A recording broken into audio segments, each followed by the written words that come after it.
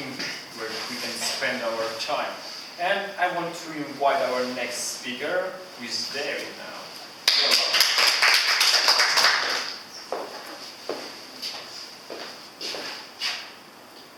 Thank you very much, guys. So I'm as a tradition without any presentation, but I have brought here a book which I also want to present to you. The book author is Nikolai Kozlov, and the name of the book is The Success Formula or a Philosophy of the Efficient Man. I want to ask you, every one of you, do you have a plan for your month or year or 5 years? Are there any people here who know? One guy, yeah. Second guy, 3, yeah, 4. Oh no, that doesn't count. When I say plan, it is written plan, yeah? No. I go to Sri Lanka. No, that doesn't count. So, and a few days ago we have a speaking club about business. And we have a little talk about business and efficiency. And how do you think, what is the relation between business and efficiency? How do you think? Business should be efficient. If you have a plan, you are more efficient. Okay, planning is very important in business, and you have to I've got something to say in my opinion. So efficiency means that you can do much more at a time. So efficiency. So you're having a plan, you're doing much more in less time. You're limited in resources, as we know here, in business. So this author says that look at your life as if it is business. You have particular resources. You have your body, your skills, your time. So when people go to work, they say, oh, I work for 8 hours, I make so much money, and then they come home, they're speaking on the phone for 3 hours, losing their time, wasting it like that. And they're watching movies, they're watching TV, and that doesn't mean anything. How do you think, if they would approach to business with that, would it work? no, so they can't even approach English learning. They can't approach nothing, because I guess all of us have heard things like time management, efficiency, and I know that, but I don't do that. So that's kind of weird. So this author, and I really feel that you should read this book. It is available on the web. It is free for reading. So this author says that I'm a smart guy, so he sees the world like a system. The more people will start to live efficient, the more goods, products, and services they will do. And it will be better for him. So he just said that it is free online, so read it. I think it's very efficient, but not very happy. Happy? I think that's a philosophical rather question, but if you are efficient, you are reaching your goals. And reaching your goals, actually, I think it's pretty nice. You can be nervous, all but storm in your It's only my it's opinion. very precious, by the way. Yeah, we see a businessman. He's having lots of money. He's driving a good car, but he had losses in his family. He had huge headaches. He's almost exhausted. Is he efficient? Not really. Because if he would think, oh, I need to get some rest because I wouldn't have this any longer. So one day he just will have a heart attack, die, and all that stuff will gone. So it's not really efficient. If you are not happy, you're doing something wrong. So I'll give you some principles which are given in this book, very strongly, strictly written and easy to understand. I'll make some grammar mistakes, so watch out on purpose to be attentive. So the first principle, that's kind of escape way. It's a system. Whole world is a system. We are the part of the system, and each person is one detail in it. For example, we have a man. He's a good man, and he makes, for example, some sports. He's skiing, and he's very famous. Oh, his ski is very good. And there is a he's hunting the deers, and he's very good in it, but no one knows him. Why?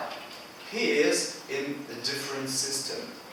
That system where the skiing is great, and do not really appreciate that man's hunting. For example, I know lots of sportsmen, like fighters, says, "Oh, box is cool, yeah, chess sucks." And I say, do you know that in Africa there is a sport of throwing ants with your mouth on the length? So one guy is throwing ants like in 70 meters, and he's a star there. Oh, he is there. And if they see boxing, for example, they think, oh, that's stupid, just hitting another person in the head.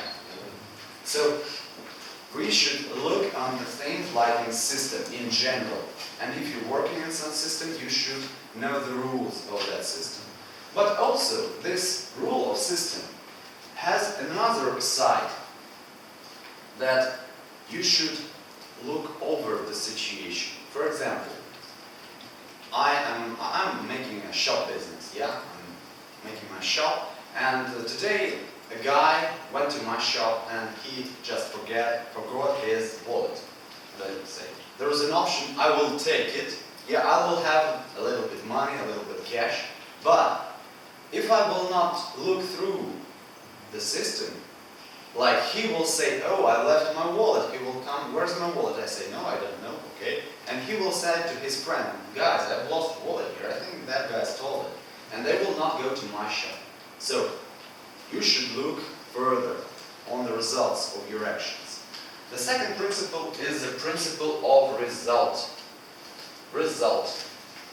Why it is so important? We know lots of trainings, seminars, lections, and we all read books, we try to learn, but the main question there, what is the result? If a guy is going to some seminar and I ask him, what will you achieve? Why are you going there? And he says, oh, I'm interested in some question. I say, okay, and then what? I'll be smarter. Like, that is not a result.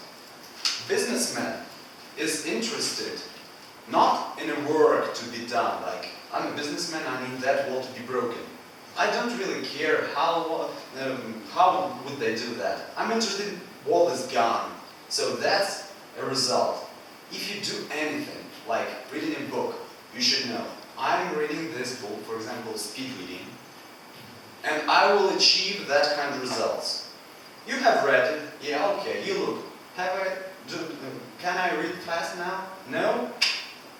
You have made a mistake, so you should change your plan. So it is very important to have a result at the end of your action. The third principle is foregoing leadership. It sounds a little bit fancy, but I'll make it clear.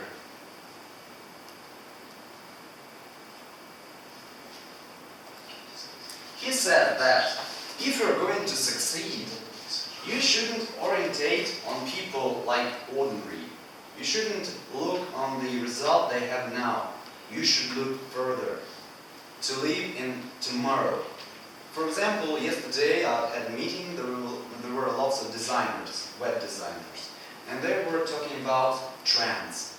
So one speaker said, if you're making today's websites, you're already lost.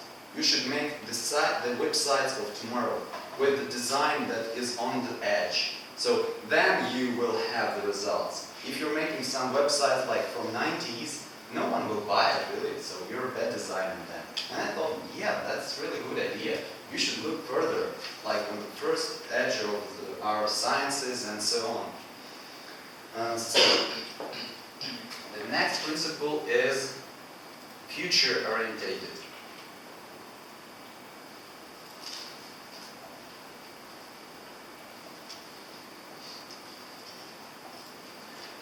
When you are making your goals, for example, you're thinking about what it will be in future. And you know that in Russian language we have two words. I will say them in Russian, like почему и зачем. These words in English are why or what for. these two words have a deep, deep distinguished meaning. Like, why? You are the result of some actions. You're facing them. Oh, that's why I should do that.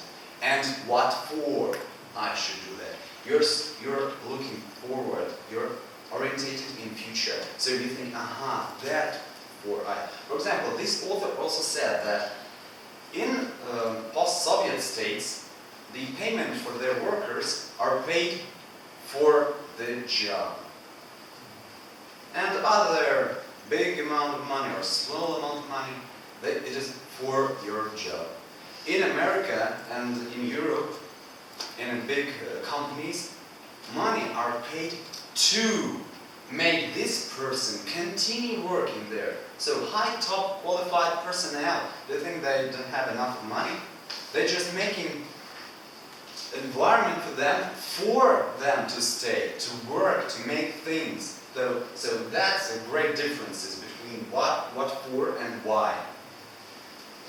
So the next one is responsibility.